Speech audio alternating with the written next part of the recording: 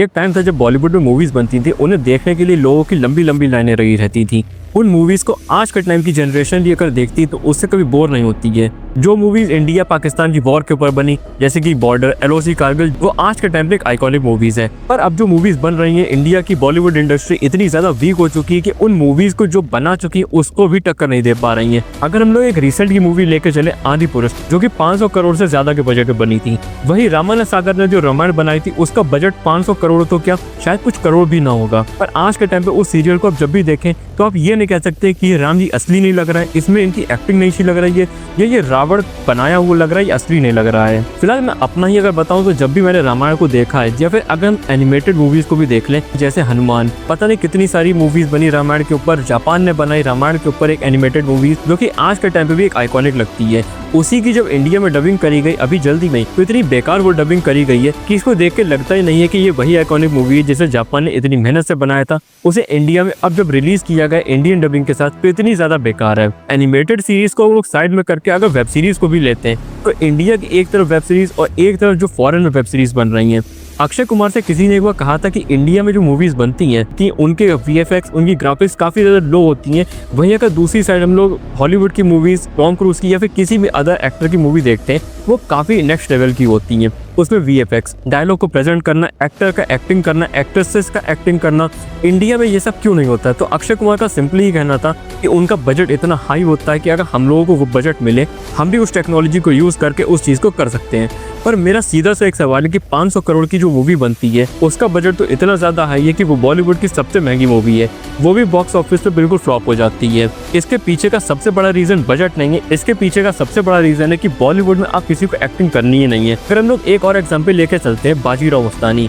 पेशवा बाजीराव वो थे जिन्होंने अपनी लाइफ में 40 से ज्यादा लड़ाइयाँ लड़ी और एक भी लड़ाई नहीं हारी। इन्होंने मुगलों की नाक में दम करके रख दिया था, मुगल भी इनके नाम से थर्राते थे। उनके ऊपर अगर कोई मूवी बनाता तो वो मूवी होती है बाजीराव मस्तानी, जो कि इंडिया की हिस्ट्री को कभी प्रेजेंट ही नहीं कर पाती है। वहीं अगर अभी जल्दी में जो मूवी लॉन्च हुई है छावा, अगर हम लोग इसका उसका कंपैरिजन करते हैं, मतलब एक साइड में तो पेशवा बाजीराव को रख और एक साइड में छावा को रखते हैं। पेशवा बाजीराव में पूरा लव ट्रायंगल दिखाया गया, छावा मूवी में दिखाया गया कैसे संभाजी महाराज ने औरंगजेब की नाक में दम कर दिया।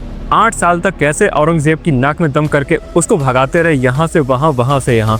औरंगजेब ने जब उसे पकड़ा और एंड में जब कहा कि अगर मेरा भी एक लड़का संभाजी जैसा होता तो इस देश पे क्या पूरी दुनिया पे मेरा कब्जा होता।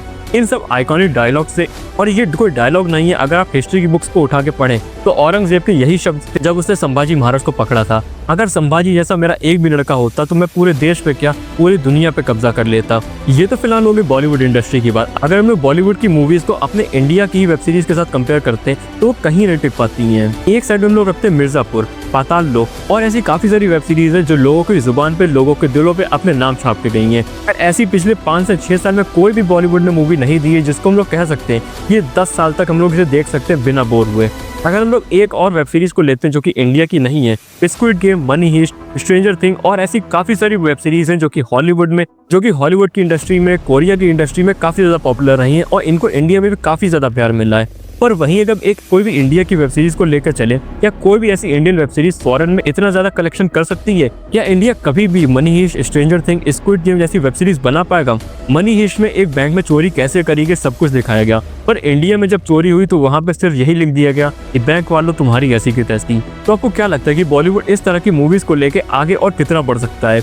उसको अपने पाथ को किस तरह से चेंज करना चाहिए और क्या एक्टर्स को ये चीज समझनी चाहिए कि अगर मुझसे कॉमेडी अच्छी होती तो मुझे सिर्फ कॉमेडी करनी चाहिए। फॉर एग्जाम्पल अक्षय कुमार, अगर आप इनकी फिर हेरा फेरी या फिर जो भी कॉमेडी की मूवीज हैं आप उनको देखें जो कि एक आइकॉनिक है, इनको देख के हंसी आती, इन्हें देख के मजा आता है। पर उसी में अगर आप अक्षय कुमार को पृथ्वीराज के रोल के लिए सिलेक्ट करते हैं तो ये काफी ज्यादा बेकार डिसीजन है। अगर ये पृथ्वीराज के रोल के लिए अजय देवगन या फिर विकी कौशल को ही चूज किया जाता तो शायद ये मूवी भी बॉक्स ऑफिस पे काफी अच्छा कलेक्शन करती। मुझे उम्मीद है कि इस वीडियो के माध्यम से मैं आपको जो समझाना चाह रहा था वो आपने समझा होगा कि बॉलीवुड की मूवीज इतनी ज्यादा बेकार होती जा रही, इतनी ज्यादा इसमें से वल्गैरिटी दिखाई जा रही है, किसी भी एक पॉइंट को ना दिखा के पूरे चारों तरफ से घुमा देना, अपने मन से चीजों को ऐड ऑन कर देना और उस मूवी को पूरी तरह से खत्म कर देना। रामायण जैसे महाकाव्य पे आपने मूवी बनाई जिसमें आपके पास पूरा कंटेक्स्ट था, कैसे क्या हुआ था, एक सीरियल जो रामानंद सागर ने उस टाइम पे बनाया था जिस टाइम पे कोई फैसिलिटीज़ नहीं थी, वहीं आज आपके पास सारी फैसिलिटी हैं, अच्छे वीएफएक्स है, सारे कंप्यूटिंग गैजेट्स हैं, पर तब भी अगर आप एक मूवी अच्छी नहीं बना पा रहे हैं तो इसका मतलब सीधा सा है कि आप मूवी नहीं बना रहे हैं, आप सिर्फ टाइम पास कर रहे हैं। अच्छी मूवी से बजट से नहीं बनती, अच्छी मूवी बनती एक्टिंग से, एक्टर्स की करी गई मेहनत से है।